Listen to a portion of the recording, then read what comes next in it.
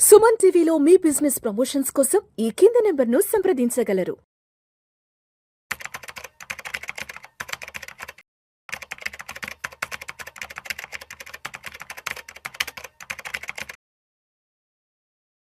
అనిల్ గారు నమస్తే సార్. నమస్తే అండి. అనిల్ గారు, ఢిల్లీలో బాంబు పేలుడు ఘటన నిజంగా చాలా విచారకరమైన అంశం. యావత్ భారతదేశం మొత్తం ఉలిక్కిపడింది.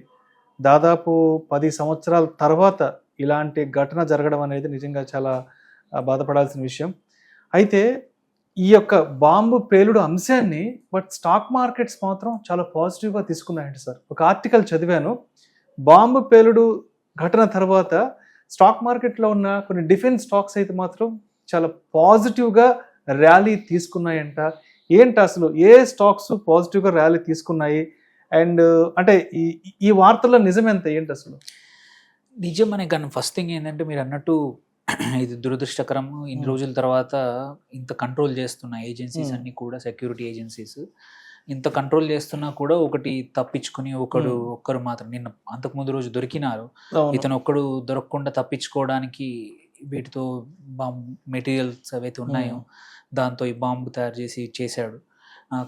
ఎస్, ఏంటంటే ప్రభుత్వం ఏమైంది, లాస్ట్ ఆపరేషన్ సింధూర్ జరిగినప్పుడు కూడా ఏంటంటే ఒకటి క్లియర్గా చెప్పింది, ఇటువంటి ఆటంకవాద చర్యలు అయితే ఏవైతే ఉన్నాయో, టెర్రరిజం ఏవైతే ఉందో దానికి తగ్గట్టు అదే ప్రపోర్షనల్లో ఈక్వల్లీ అంతే ఇంటెన్సిటీతో మేము కూడా చర్యలు తీసుకుంటాము అనేది ఆపరేషన్ సింధూరే కానివ్వండి, లాస్ట్ 10 years 2-3 సార్లు జరిగిన ప్రభుత్వం నుంచి జరిగిన చర్యల వల్ల కూడా క్లియర్గా అందరికీ అర్థమైందనమాట. ఈ ప్రభుత్వం వినదు ఎవరి మాట. వాళ్ళు టెర్రరిస్టులు చేస్తే మాత్రం దానికి తగ్గట్టు అటు పాకిస్తాన్ మీద ఉండవచ్చు, ఆటంకవాదు.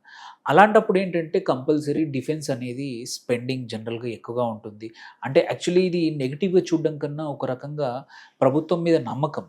అంటే మన మన ఏమంటారు, మన ఆర్మ్ ఫోర్సెస్ మీద ప్రజలకున్న నమ్మకం అనేది చేస్తోంది. సో ఇన్వెస్టర్స్ కూడా ఎవరైతే కొందాం అనుకుంటున్నారో డిఫెన్స్ స్టాక్స్లో ఆల్రెడీ లాస్ట్ సమ్ టైం నుంచి బాగా ఉంది. ప్రభుత్వం కూడా అడిషనల్గా ఇన్వెస్ట్మెంట్ చేసింది. ఇంతకుముందు గన్స్ కూడా సరిగా ఉండని పరిస్థితుల నుంచి ఇప్పుడు ఇండియన్ ఆర్మ్ ఫోర్సెస్కి, ఆర్మీస్కి కూడా అడ్వాన్స్డ్ వెపనరీ కానీ అది కూడా బయట నుంచి ఇంపోర్ట్ చేయాల్సిన అవసరం లేకుండా ఇండియాలోనే మ్యానుఫ్యాక్చరింగ్కి ఏదైతే ఎంకరేజ్మెంట్ జరిగిందో లాస్ట్ 14-15 సంవత్సరాల్లో, అండ్ చూస్తున్నాం సంవత్సరానికి ఇంతకుముందు ఇంపోర్ట్ నుంచి మనము ఎక్స్పోర్ట్ ఓరియంటెడ్ కంట్రీ అయిపోయాం డిఫెన్స్లో. సో అదే ఫలితం ఏంటంటే ఎవ్రీ టైం ఇట్లాంటి యుద్ధ వాతావరణం కాకపోయినా ఇట్లాంటి టెర్రరిస్ట్ ఏమైనా వస్తే మాత్రం ప్రభుత్వం కూడా ఈక్వల్గా చర్యలు తీసుకుంటుంది, ప్రొక్యూర్మెంట్ పెంచుతుందనే ఆశ వల్ల ఈ డిఫెన్స్ కంపెనీస్ అనేది స్టాక్స్ పెరిగాయి. నిజమే, కొన్ని కంపెనీస్ మనం నిన్న చూసుకున్నా కానీ 1 day రిటర్న్స్ అంటే డిఫెన్స్ కొన్ని రోజుల నుంచి ఫేవరబుల్ సెక్టర్ కాదు, బట్ కొన్ని ఫలితాలు అనౌన్స్ చేసిన కొన్ని కంపెనీస్, సోలార్ ఇండస్ట్రీస్ ఇట్లాంటివి ఏవైతే 4-5 కంపెనీస్, GRSC లాంటివి ఆల్రెడీ పెరిగేవి. ఎందుకంటే ఫలితాలు బాగా ఉన్నాయి, ఎగ్జిక్యూషన్ బాగుంది. BEL కూడా ఆల్రెడీ మనం చూసుకుంటే వండర్ఫుల్, వచ్చిన ఆర్డర్స్ అన్నిటిని కన్వర్ట్ చేయడంలో ఎంత ఎఫిషియెంట్గా పనిచేయొచ్చో ఒక కంపెనీ చూపించింది. BEL, మస్గావ్ డాక్ కానీ క్వైట్ ఫ్యూ కంపెనీస్ ఆల్రెడీ పెరిగాయి. దాని మీద నుంచి ఇట్లాంటి మళ్ళీ సడన్ ఇన్ని ఏళ్ళ తర్వాత ఒక బాంబు దాడి జరగడం వల్ల ప్రభుత్వం ఎటువంటి రెస్పాన్స్ ఇవ్వబోతోంది, అటు పాకిస్తాన్ పైన మళ్ళీ ఏదైనా డిఫెన్స్ పెరగచ్చు అనేది. కాబట్టి మీరు చూసుకున్న data patterns another company defence ఏరోస్పేస్లో ఉంది, ఒక 4.2% పెరిగింది ఒక్క రోజులో. సైమల్టేనియస్లీ పరాస్ డిఫెన్స్ కానివ్వండి, HAL కానివ్వండి, BDL కూడా another major component, idea forge ఒకటి, హై ఎనర్జీ బ్యాటరీస్ ఇండియాస్ కానీ, యూనిమెక్, ఇవన్నీ కూడా ఎనీవేర్ బిట్వీన్ 0.5 నుంచి 2-3% పెరిగాయి. సో ఏంటంటే యాంటిసిపేషన్ మన ఇన్వెస్టర్స్ కూడా ఏంటంటే ఎక్కడ ఏ కంపెనీలు బాగా పర్ఫామ్ చేయొచ్చు అనేది మనం ఎలా చూస్తామో, ఇటువంటి టైంలో కూడా దో ఇట్ ఈస్ ఇన్సెన్సిటివ్ అనిపించినా కానీ it is also shows a confidence. మన డిఫెన్స్ ఇండస్ట్రీస్ ఏవైతే ఉన్నాయో అవసరానికి పనికి వస్తాయి, ఉపయోగపడతాయి, ఎక్స్పోర్ట్స్ పెంచుకుంటాయి, మంచి ప్రోడక్ట్స్ ఉన్నాయి, ఇంపోర్ట్స్ మీద డిపెండెంట్ లేదు. ఎందుకంటే మనం చూసాం ఇంతకుముందు బంగ్లాదేశ్తో యుద్ధం జరిగినప్పుడు అమెరికా తను సప్లై చేసిన ఎక్విప్మెంట్కు నేను రిపేర్ చేయను, వాటికి కావాల్సిన స్పేస్ ఇవ్వను అని యుద్ధం టైంలో ఇంతకుముందు లాస్ట్ మినిట్లో ఇబ్బందులు పెట్టింది. అలాంటి ఇబ్బందులు నెక్స్ట్ టైం ఏదైనా యుద్ధం కానీ మనకి ఏదైనా అవసరం వచ్చినప్పుడు సెల్ఫ్ డిఫెన్స్ కానీ సెల్ఫ్ రిలయన్స్ లేకపోతే చాలా కష్టం. అలాంటి పరిస్థితులు ఇప్పుడు మారిపోయాయి. మనమే వేరే వాళ్ళకి చేయడం జరిగింది.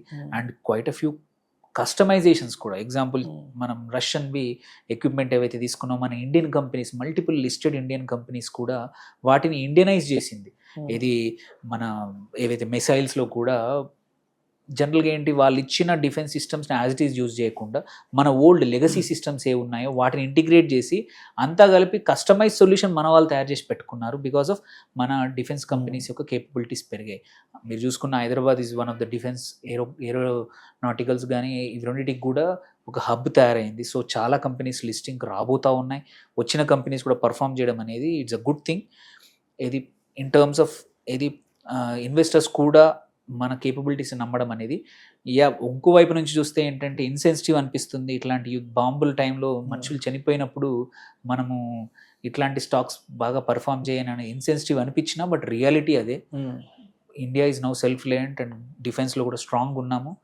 ఎటువంటి వచ్చినా సరే it's way to showcase our technology. మనం యాక్చువల్లీ ఆపరేషన్ సింధూర్ తీసుకుంటే మనం గెలిచామనేది ఒకవైపు, గెలిచినదన్నీ కూడా defence system, Indian own home grown defence సిస్టమ్స్తో గెలిచామనే కాన్ఫిడెన్స్ వల్ల ఇండియన్ ఇండస్ట్రీకి, డిఫెన్స్ ఇండస్ట్రీకి huge export orders multiple countries నుంచి వచ్చాయి.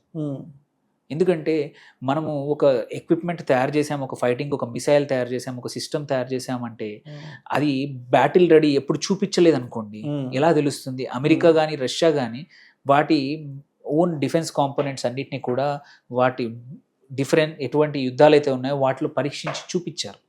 అందుకే వాటిని చూసి వేరే వాళ్ళు కొనుక్కున్నారు. ఈవెన్చువల్లీ మనకు కూడా ఇలాంటి అవకాశం ఇటు పాకిస్తాన్ మీద యుద్ధం కానీ ఇటువంటి జరిగినప్పుడు మాత్రమే మనది ఎక్విప్మెంట్ జరుగుతుంది. ఫ్యూచర్లో కూడా ఎటువంటి జరిగినా మన ప్రభుత్వం కూడా ఈక్వల్గా రెస్పాన్స్ ఇస్తుంది అనేది నమ్మకం అండి. దానివల్లే ఇన్వెస్టర్లు కూడా డిఫెన్స్ స్టాక్స్ ధైర్యంగా కొంటున్నారు.